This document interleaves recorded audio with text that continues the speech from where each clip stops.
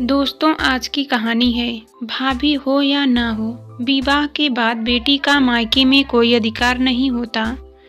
मैं और मेरे पति समीर अपनी 8 वर्षीय बेटी के साथ एक रेस्टोरेंट में डिनर कर रहे थे। अचानक बेटी चीनू के हाथ से दबाव से चम्मच उसके प्लेट से छिड़क कर उसके कपड़ों पर गिर गया और सब्जी छलक कर फैल गई। यह देखते ही समीर ने आंखें तरेरते हुए उसे डांटते हुए कहा, चीनू, तुम्हें कब अक्ल आएगी?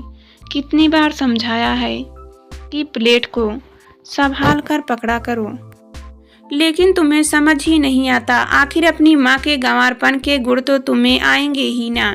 यह सुनते ही मैं तमतमा कर बोली, अभी बच्ची है, यदि प्लेट से सब्जी गिर गई तो कौन सी आफत आ गई? तुमसे क्या कभी कोई गलती नहीं होती? और इसमें गंवारपन वाली कौन सी बात है? बस तुम्हें मुझे नीचा दिखाने का कोई ना कोई बहाना चाहिए। सुमन, तुम्हें बीच में बोलने की जरूरत नहीं है। इसे टेबल मैनर्स आने चाहिए। मैं नहीं चाहता इसमें तुम्हारे गुण आए। मैं जो चाहूँगा इसे सिखाना पड़ेगा। मैंने रोष में आकर उसकी बात बीच में काटते हुए कहा, यह तुम्हारे हाथ की कठपुतली नहीं है कि उसे जिस तरह चाहो नचा लो और फिर कभी तुमने सोचा है कि इतनी सख्ती करने का इस नन्ही सी जान पर क्या असर होगा? वह तुमसे दूर भागने लगेगी। मुझे तुम्हारी बकवास नहीं सुननी। कहते हुए समीर चम्मच प्लेट में पटक कर बड़बड़ाता हुआ रेस्टोरेंट के बाहर निकल गया और गाड़ी स्टार्ट करके घर लौट गया। मेरी नज़र चीनू पर पड़ी। वह चम्मच को हाथ में पकड़े हमारी बातें मूक दर्शक बनी सुन रही थी।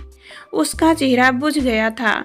उसके हाव भाव से लग रहा था जैसे वह बहुत आहत है कि उससे ऐसी गलती हुई जिसकी वजह से हमारा झगड़ा हुआ।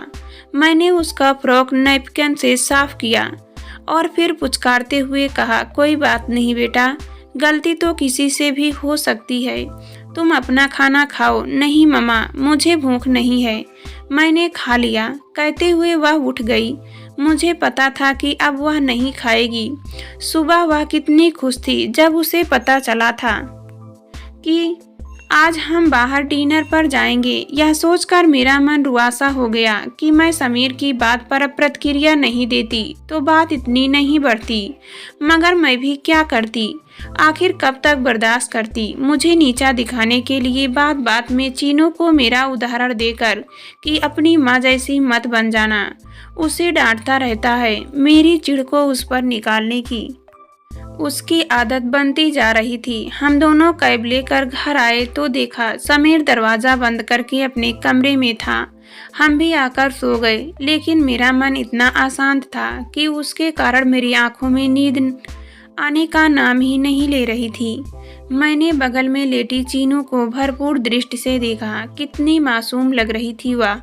आखिर उसकी क्या गलती थी कि वह हम दोनों के झगड़े में पिसे? विवाह होते ही समीर का पैशाचिक व्यवहार मुझे खलने लगा था। मुझे हैरानी होती थी यह देखकर कि विवाह के पहले प्रेमी समीर के व्यवहार में पति बनते ही कितना अंतर आ गया।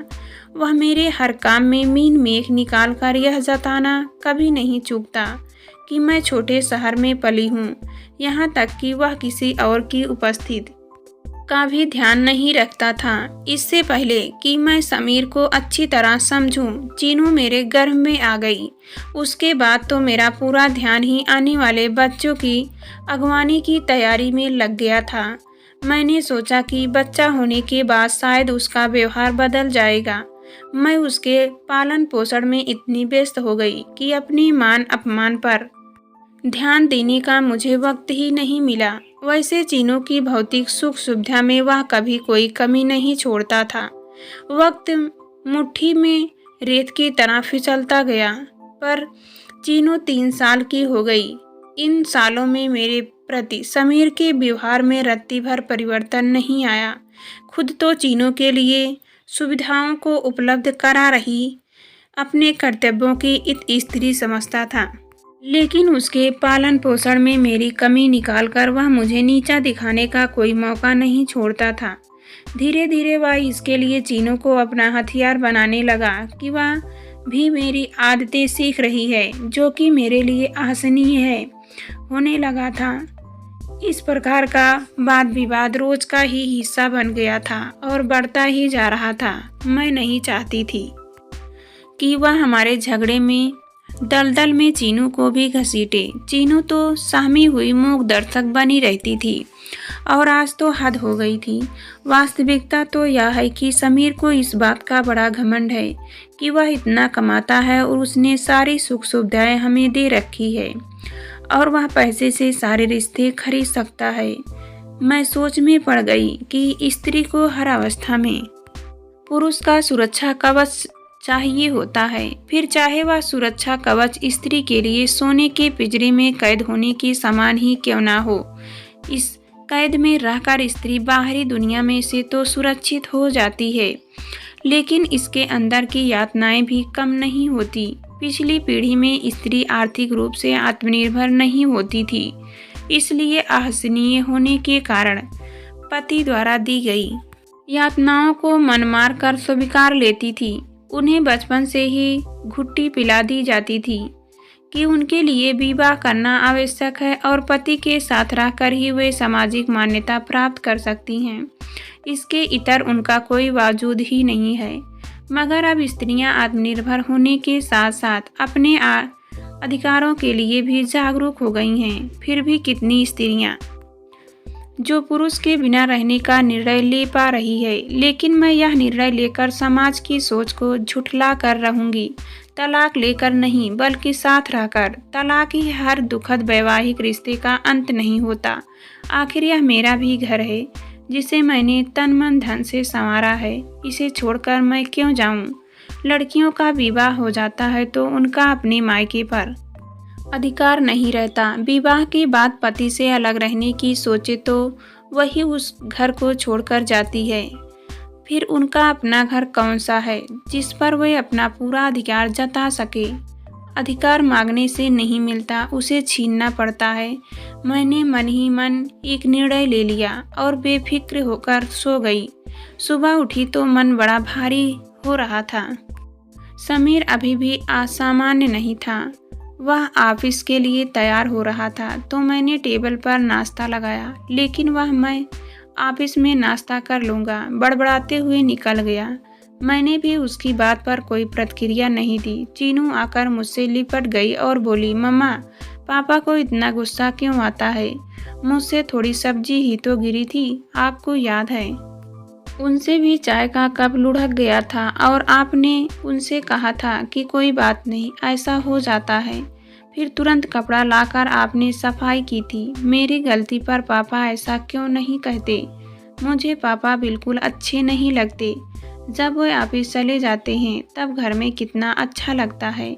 सब ठीक हो जाएगा बेटा, तू परेशान मत हो, मैं हूँ ना, कहकर मैंने उसे अपनी छाती से लगा लिया और सोचने लगी कि इतनी प्यारी बच्ची पर कोई कैसे गुस्सा कर सकता है। यह समीर के व्यवहार का कितना अवलोकन करती है और इसके बाल सुलभ मन पर उसका कितना नकारात्मक प्रभाव पड़ रहा है। समीर और मुझसे बोलचाल बंद रही। कभी कभी वह औपचारिकता व सीनू से पूछता कहीं जाने के लिए, तो वह यह देखकर कि वह मुझसे बात नहीं करता है, उसे साफ मना कर देती थी। वह सोचता था कि कोई प्रलोभन देकर वह चीनू को अपने पक्ष में लाकर लेगा, लेकिन वह सफल नहीं हुआ। समीर की बेरुखी दिन ब दिन बढ़ती जा रही थी।